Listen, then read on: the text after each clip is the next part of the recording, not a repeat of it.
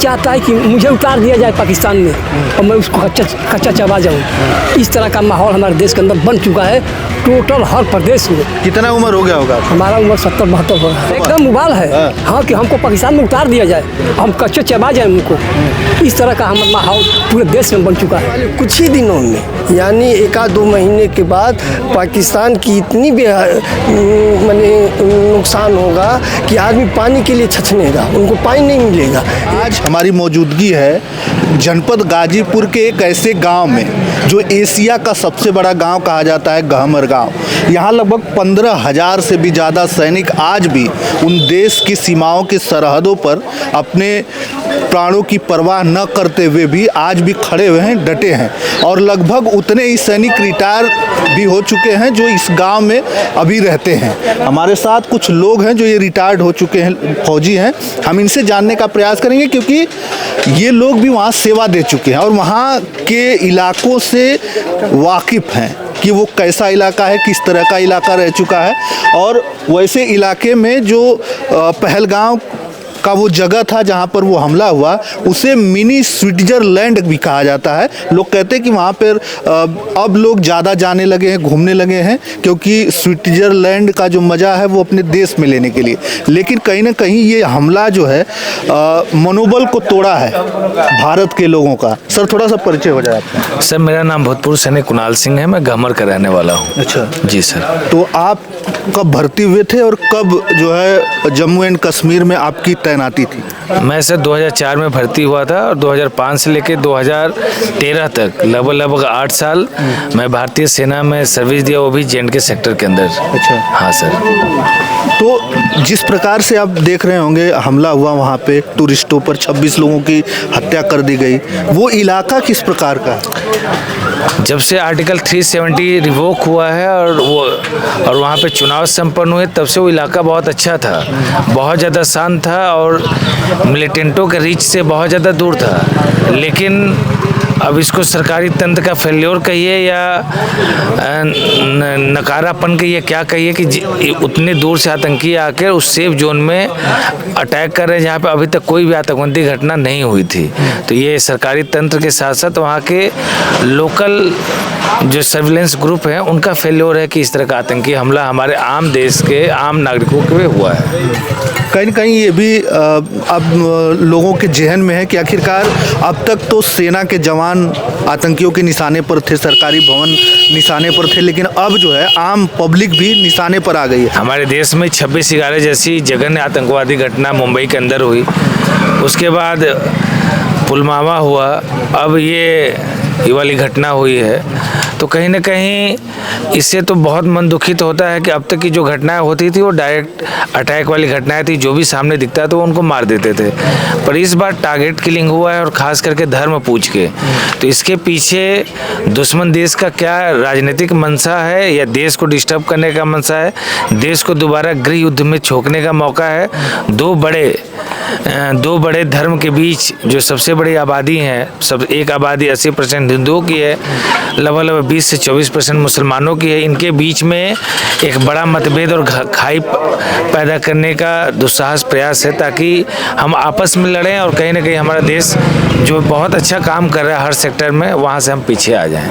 अच्छा, मतलब साफ ये है कि हिंदू और मुस्लिम कम्युनिटी को लड़ाने की एक जो है तगड़ी साजिश हो रही है जिस प्रकार से हुआ। लेकिन उसमें एक और जो घुड़सवार था, एक मुस्लिम था, उसने वो लड़ा कि आप क्यों कर रहे हैं ऐसा, आप क्यों कैसे मार सकते हैं, और वो लड़ा और वो भी मारा गया। नहीं, उसकी बहुत एक इंटरेस्टिंग कहानी है। सबसे पहले तो मैं बता दूं कि हिंदू हमेशा से शांति प्रिय रहा है। हिंदू कभी भी आतंकवादी घटनाओं में लिप्त नहीं रहा है, ना ही कभी हिंदू ने हथियार उठाया है। 5 लाख हिंदू अपने ही देश में निर्वासित जिंदगी जी रहा है। जो कश्मीर के हमारे हिंदू भाई हैं, 5 लाख से ज़्यादा की जनसंख्या निर्वासित जिंदगी जी रही, जिसके घर मकान बेटी बहनों सबको छीन लिया गया, उसके बाद भी बंदूक नहीं उठाया उन्होंने।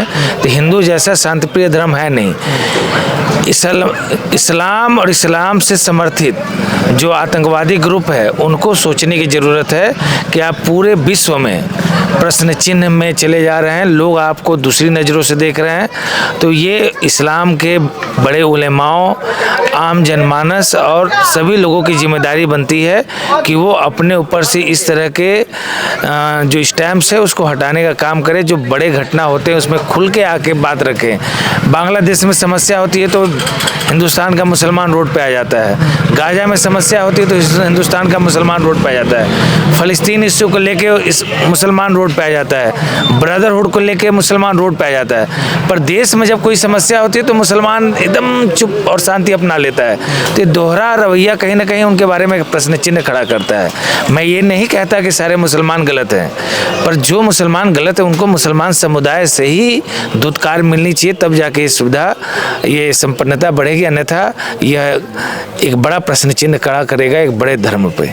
अच्छा, ये सरकार की तरफ से तमाम फैसले लिए गए कि अभी जो सिंधु नदी का पानी है उसे रोक दिया गया, तो इससे रोक देने से क्या जो है आतंकवादी जो गतिविधियां इससे रुक सकती हैं? देखिए, हार्ड डिप्लोमेटिक एक्शन क्या होता है कि ये इनडायरेक्ट प्रभावित करता है उस देश के सिटीजन्स को। अब इंडस वाटर ट्रीटी जो सिंधु जल समझौता है, सिंधु नदी जल समझौता, इसका 80% पानी पाकिस्तान को जाता था। एक तरीके से पाकिस्तान की लाइफलाइन रिवर बोली जाती है इसको। अब चूंकि ये पानी रुक जाने से सबसे ज़्यादा प्रभावित वहाँ की 70 से 80% जनता होगी। जनता बदहाली की शिकार होगी तो ऑब्वियस सरकार से अपने प्रश्न पूछेगी, सरकार को दबाव में लेना चाहेगी।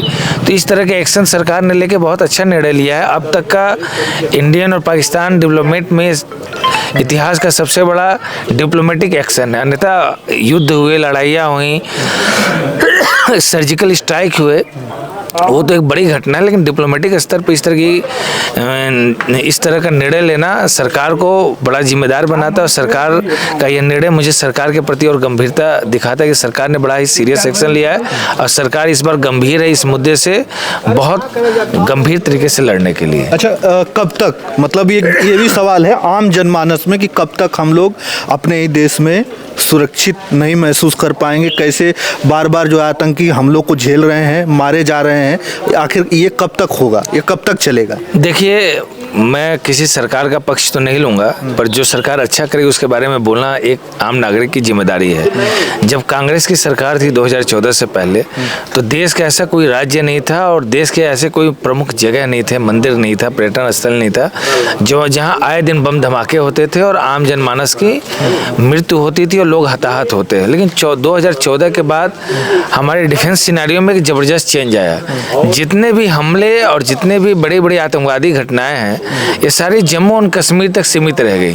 तो इसके लिए तो मोदी सरकार को और सैन्य बलों को बधाई देनी पड़ेगी कि भाई एक पूरे देश में जहाँ समस्याएं थी वो समस्याओं को सिमट के आप एक रीजन तक लेके आ गए। सरकार को, मैं सरकार से और सेना के बलों से यही निवेदन करूंगा कि आप और मजबूती से एक्शन लीजिए। जैसे आपने पूरे देश को आतंकवादी घटनाओं से मुक्त किया है, उसी तरह जम्मू एंड कश्मीर का भी अब समय आ चुका है कि जीरो टॉलरेंस नीति अपना के अब एक भी आतंकवादी घटनाएं ना हो। अगर एक आतंकवादी घटना होती तो उससे बड़ी घटना आप पाकिस्तान में करके दिखाइए, ताकि पाकिस्तान हमेशा हिला हुआ रहे, डरा हुआ महसूस करे। अगर यहाँ पे एक आदमी की हत्या होती है तो वहाँ पे मैं हत्या तो नहीं कहूँगा, लेकिन ऐसा कुछ कीजिए कि वहाँ का सरकार डरे। अच्छा, मतलब ये जो आतंकी हमला होता है इसके बाद जो भारत के लोगों में आक्रोश एक आ जाता है कि आप हमें कहिए, हम लोग जाके, कुछ ऐसा मन में आ रहा है क्योंकि आप फौजी हैं, रिटायर्ड फौजी हैं, आपको भी लगता है कि नहीं हमें इन सब चीज़ों पे जाना चाहिए और अगर मौका मिले तो हम भी लड़ेंगे इसमें? बिल्कुल, जब भी कोई देश का नागरिक हताहत होता है या असमय मृत्यु का शिकार होता है, किसी आतंकवादी घटना के कारण अपने जान को ख़त्म करता है, तो बड़ा दुख होता है। लगता है कि भाई इस तरीके से देश नहीं चलेगा और हमने देश के लिए सेवाएं दी हैं और आज देश हमारा ख्याल रख रहा है, देश हमें एक पेंशन दे रहा है, सब कुछ दे रहा है। तो अभी भी एक हमारी जिम्मेदारी बनती है कि नहीं, अगर ऐसा कुछ है और देश हमें बुलाएगा, सेना हमें बुलाएगी, तो हम अपना सर्वोच्च निछावर के लिए तैयार हैं। जिस स्थिति में देश को सेवा देने की जरूरत होगी हम देंगे। हमारी संगठन जो भूतपूर्व सैनिक संगठन गमर है, यहाँ पे हमेशा राष्ट्र हित के मुद्दे पे, समाज हित के मुद्दे पे एक बड़ा काम करती रहती है। चाहे रेलवे आंदोलन का हो या भी अग्निवीर में जो प्रोटेस्ट हुआ था और ट्रेनें जला दी गई, कई बच्चों पे FIR हुए, उस समय हमारे संगठन ने इलाके में घूम के लगभग कहीं पे भी आंदोलन और धरना नहीं होने दिया। सबको पीसफुल तरीके से समझाया कि आप अपनी बातों को उस तरीके से रखिए कि आप पे कोई मुकदमा और कुछ समस्या ना हो, ताकि आपका भविष्य में आने वाली कोई समस्या ना हो। तो इस तरह की चीज़ें हम लगातार करते रहते हैं। तो देश सेवा तो हर नागरिक कर रहा है, वो टैक्स पे करके कर रहा है, देश के संसाधनों को बढ़ा के कर रहा है, पर सरकार को और ज़्यादा गंभीर होने का ज़रूरत है, और ज़्यादा एक्टिव होने का ज़रूरत है, प्रोएक्टिव होने का ज़रूरत है, ताकि इस तरह की घटनाओं को होने से पहले रोका जाए। और जो संस्थाएं इसमें लिप्त हैं, जो टेरर ऑर्गेनाइजेशन लिप्त हैं, उसमें इजरायली तरीके से, US तरीके से, रशियन तरीके से क्रॉस बॉर्डर जाके उनके कैंप को एकदम डिस्ट्रॉय कर दिया जाए, उनमें हिम्मत न, उनकी रीढ़ की हड्डी को तोड़ दिया जाए कि वो खड़ा होकर के हमारे देश की तरफ आग भी उठा के देख सके या इस तरह के घिनौने आतंकी हमला कर सके। अच्छा सर, थोड़ा परिचय हो जाए आपका। मैं एक्स नायक सूबेदार संतोष कुमार सिंह, मैं भी इंडियन आर्मी से हूँ।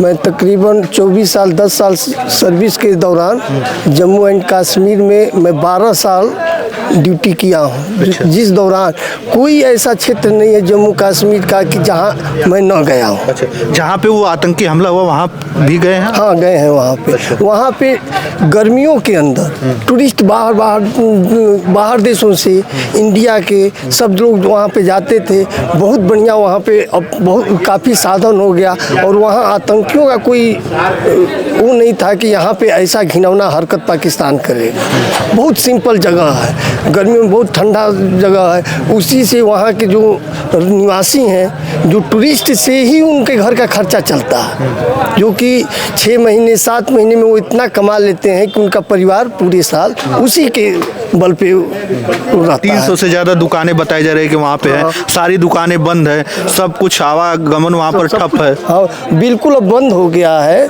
तो वहाँ के जो निवासी हैं उनको बहुत क्षति होगा, क्योंकि उन लोग टूरिस्ट के ही ऊपर उन लोगों का चलता है। जिस तरह से जो पाकिस्तान में पानी का निकासी, पानी जाता था, बिल्कुल बंद हो गया है। अभी आने वाले कुछ ही दिनों में, यानी 1-2 महीने के बाद पाकिस्तान की इतनी नुकसान होगा कि आदमी पानी के लिए छछनेगा, उनको पानी नहीं मिलेगा। ये काम पहले ही करना चाहिए था, जो लेट हुआ।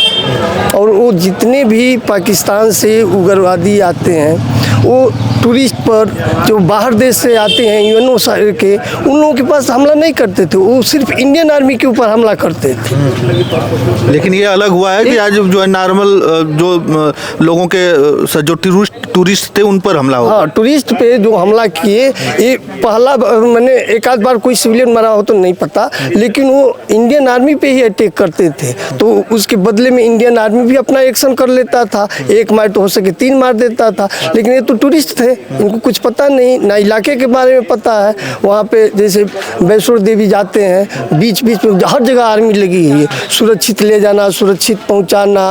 तो क्या वो वो इलाका ऐसा है, टूरिस्ट प्लेस है, तो क्या वहाँ पर सिक्योरिटी नहीं रहती है? ना, सिक्योरिटी तो वहाँ पे जम्मू एंड कश्मीर की पुलिस तो रहती है आसपास में।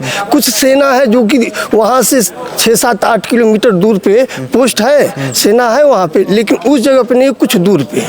वहाँ पे जम्मू एंड कश्मीर का जो पुलिस का स्टाफ रहता है उस तरफ में, जैसे कि आरोपी वगैरह करते हैं, दिन में जैसे घूमते हैं, दिन में टूरिस्ट गए, घूमे फिरे, होटल में रुक गए, जो जैसा टूरिस्ट है, जो होटल नहीं लिया, ढाबा में रुक लिए, वो मैंने वो घूमने फिरने वाला, वो दिन रात घूमते रहते हैं वहाँ पे, जैसे 24 घंटा लाइट का भी साधन। लेकिन ये जो पाकिस्तान ने किया है, बहुत गलत किया है, इसको खमियाना उनको भुगतना पड़ेगा। जो है कमर कस लिया है। दादाजी आप भी थे क्या? जी नहीं, मैं तो यहाँ का काश्तकार हूँ। अच्छा। खेती गृहस्थी करता हूँ, लेकिन आबो हवा से मैं परिचित हूँ।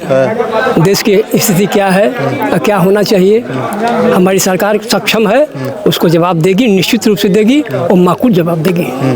पानी रोक दिया गया है, अब मतलब पाकिस्तान पानी बिना तरसेगा। पानी रोक दिया गया है, पानी हम कभी रोकते नहीं हैं।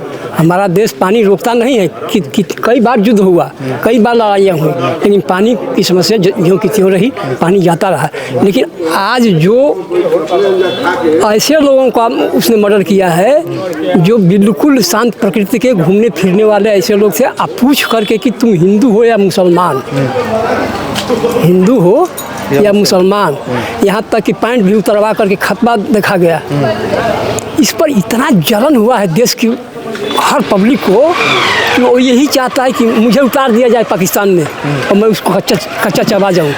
इस तरह का माहौल हमारे देश के अंदर बन चुका है टोटल हर प्रदेश में। कितना उम्र हो गया होगा? हमारा उम्र 70-72 हो रहा है। 70-72 साल की उम्र में भी ये दादाजी के पास इतना कोई हौसला है, एकदम उबाल है। हाँ कि हमको पाकिस्तान में उतार दिया जाए, हम कच्चे चबा जाए उनको। इस तरह का हमारा माहौल पूरे देश में बन चुका है। ये जनता जो है, भारत की जनता पूरी तरीके से एकदम आक्रोशित है कि जो ये घटना हुई है, जो ये आतंकवादी हमला हुआ है, ये बहुत ही निंदनीय है। तो जैसा कि दादाजी किसान हैं, इनके भी आपके भी बेटे वगैरह? हाँ हैं, लेकिन आर्मी में नहीं, हमारे चाचा के लड़के हैं। अच्छा। हाँ, हमारे भतीजे हैं, सब आर्मी में हैं। लेकिन सोच लीजिए 70-75 साल की उम्र में इनके अंदर आज भी वो उबाल है कि अगर ऐसा कुछ होता है तो हमें बोलिए, हम भी जाएंगे और लड़ेंगे, क्योंकि आतंकवाद के खिलाफ पूरे भारत के लोगों ने कमर कस ली है। तो चलिए, आपको हमारा प्रयास कैसा लगा कमेंट करके अपनी राय हमें अवश्य बताइएगा। धन्यवाद।